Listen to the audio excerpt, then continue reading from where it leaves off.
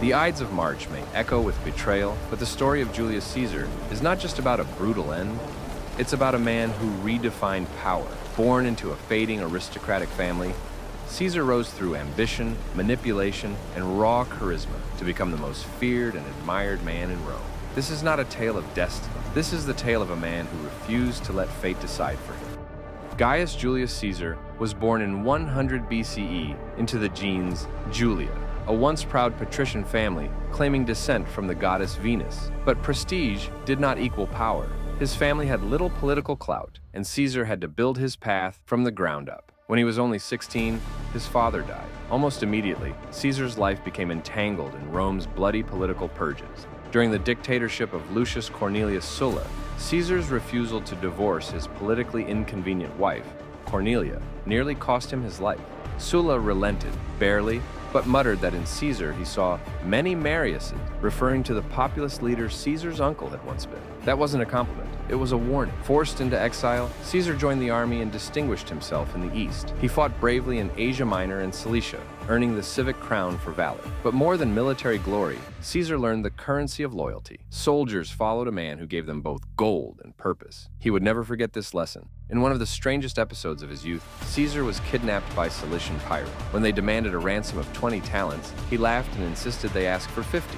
He treated his captors like underlings, even promising to crucify them, a promise he fulfilled after his release. It was a chilling preview of the man he would become, charming, ruthless, and entirely in control. Back in Rome, Caesar turned to politics. He gained popularity by championing the populares, those who advocated for the common people, offering bread, games, and promises. He used spectacle and oratory like weapons, rising through the ranks as quaestor, aedile, and praetor. By 59 BCE, he achieved the coveted position of consul. But Rome was boiling with ambition. Caesar forged the first triumvirate with Pompey the Great and Marcus Licinius Crassus, combining wealth, military might, and charisma. It was an alliance of convenience, not trust. Caesar used it to secure a 5-year command in Gaul. That's when everything changed. In Gaul, Caesar became a legend. Over the next 8 years, he led brutal campaigns that brought millions under Roman control. His commentary, De Bello Gallico, a masterstroke of propaganda, recounted his exploits in the third person, painting him as a noble hero. Meanwhile, he became unimaginably wealthy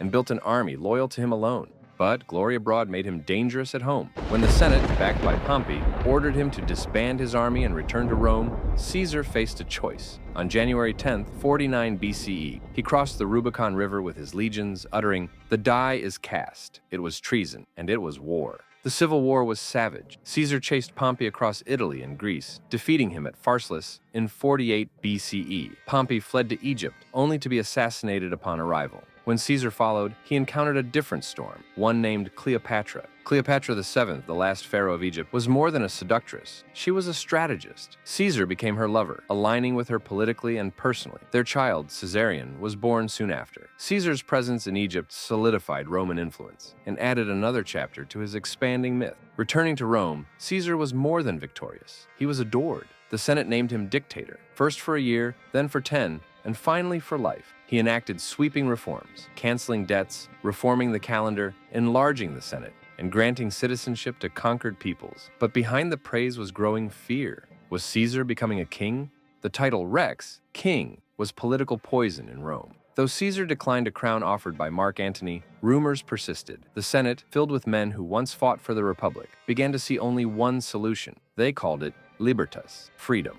To them, Caesar was a tyrant. On the Ides of March, 44 BCE, Caesar entered the theater of Pompey for a Senate meeting. As he sat, conspirators surrounded him. At least 23 senators stabbed him, led by Brutus and Cassius, men he once called friends. According to legend, his last words were, "Et tu, Brutus?" Caesar's assassination didn't save the Republic. It plunged Rome into chaos. Civil war erupted once again. Out of the ashes rose his adopted heir, Octavian, later Augustus, who would become the first Roman emperor. The irony was sharp. In trying to preserve the Republic, the Senate had ensured its end.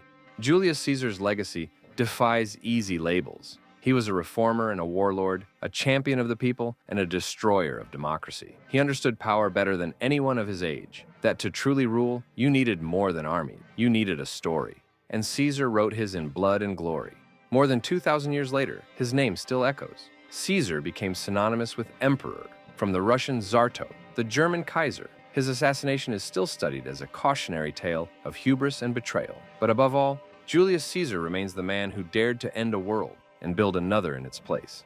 Thanks for walking with us through the life of one of history's most powerful and controversial figures. Julius Caesar's story isn't just Rome. It's the story of how ambition, brilliance, and boldness can shape an entire civilization and echo across millennia. If you enjoyed this journey, don't forget to like, subscribe, and hit the bell so you never miss an episode. This is Footprints of History, where the past leaves its mark on the present.